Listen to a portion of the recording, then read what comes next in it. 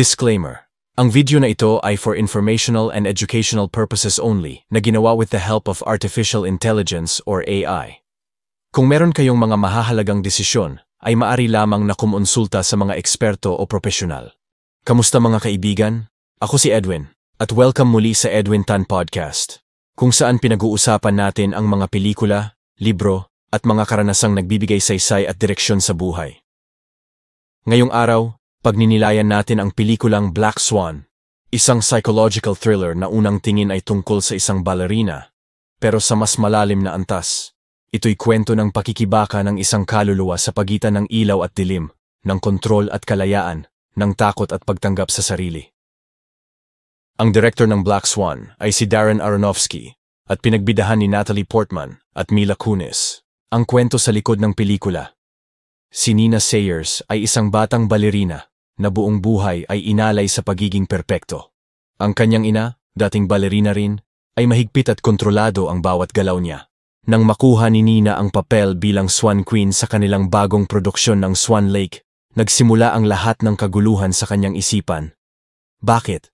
Dahil ang papel ay nangangailangan sa kanya na gampanan ang dalawang magkaibang karakter, ang White Swan na puro, inosente at kontrolado, at ang Black Swan na madilim, mapusok at malaya. Dito nagsimula ang kanyang pagkahulog sa pagitan ng dalawang mundong ito. Habang pilit niyang pinipigilan ang dilim, unti-unti naman itong kumakawala sa kanya, hanggang sa hindi na niya malaman kung alin ang totoo at alin ang ilusyon. Takeaway number 1. Ang delikado ng perfectionism. Ang isa sa mga pinakatinding mensahe ng pelikula ay tungkol sa perfectionism. Si Nina ay simbolo ng mga taong gustong makamit ang perpektong imahe sa trabaho, sa relasyon, o kahit sa spiritual life. Pero minsan, sa sobrang paghahangad nating maging perfect, nawawala tayo sa pagiging totoo. Tulad ni Nina, baka iniisip natin na kapag nagkamali tayo, hindi tayo karapat-dapat. Pero ang totoo, doon tayo lumalago, sa mga sugat, sa mga pagkakamali, sa mga pagkakataong kailangan nating huminga at aminin. Hindi ko kayang maging perpekto, pero kaya kong maging totoo. Sa spiritual na aspeto, ito'y parang sinasabi ni Jesus sa mga Pharisees. Huwag kang magmukhang banal sa labas, kung sa loob naman ay puno ng takot at pride. Kasi ang kabanalan, hindi nasusukat sa pagiging flawless, kundi sa pagiging humble enough to admit your flaws. Takeaway number 2. Ang labanan ng liwanag at dilim sa loob natin.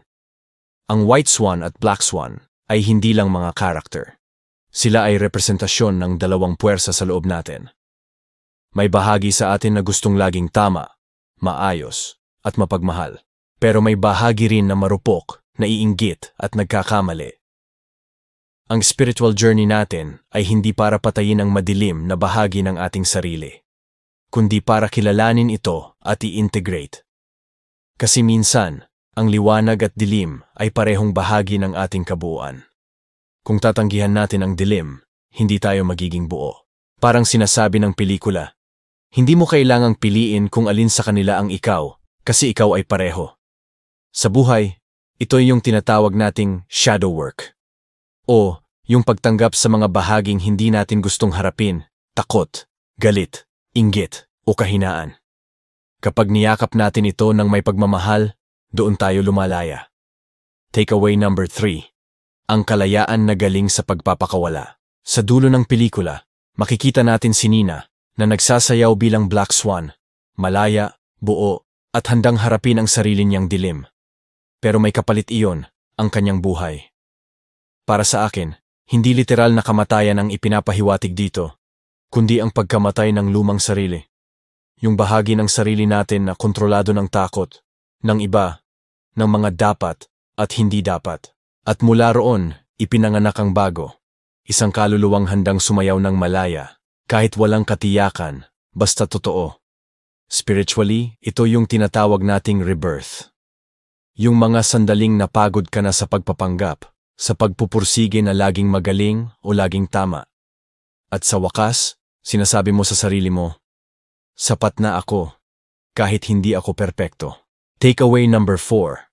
Ang panganib ng pagkakalimot sa sarili minsan, sa sobrang pagsunod sa gusto ng iba, sa ina, sa lipunan, sa mga inaasahan, nawawala ang boses natin. Si Nina ay produkto ng isang lipunan at pamilyang nagtakda kung sino siya dapat maging. Pero sino nga ba siya sa totoo?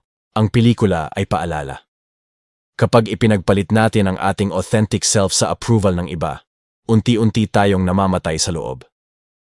Ang tunay na spiritual path ay hindi tungkol sa pagsunod sa imahe na gusto ng mundo, kundi sa pagbabalik sa kung sino talaga tayo sa loob. Kung iisipin natin, lahat tayo may black swan moment. Yung sandaling pakiramdam natin, gumuho ang mundo dahil hindi natin kayang abutin ang inaasahan ng iba o ng sarili. Pero baka yun mismo ang regalo. Kasi kapag bumagsak ka, wala ka ng pagpipilian kundi ang bumangon, hindi na bilang perfect version, kundi bilang true self. At doon nag-uumpisa ang totoong kalayaan. Ang Black Swan ay hindi kwento ng kabaliwan, ito ay kwento ng awakening. Isang paalala na ang pagiging ganap ay hindi nakukuha sa pagtakbo palayo sa dilim, kundi sa pagtanggap na ito ay bahagi ng ating ilaw. Ang bawat sugat ay pintuan ng biyaya. At minsan, kailangan muna nating mabasag para sa wakas, maging buo. Kung nagustuhan mo ang pagninilay na ito, huwag mong kalimutang i-like, i-share, at mag-subscribe sa Edwin Tan Podcast, kung saan patuloy nating hinahanap ang mga kwento at karanasang nagtuturo kung paano magmahal, magpatawad, at maging totoo sa sarili. Hanggang sa susunod na episode mga kaibigan. Ako si Edwin at tandaan mo, minsan sa gitna ng ating dilim, doon natin natatagpuan ang tunay na liwanag.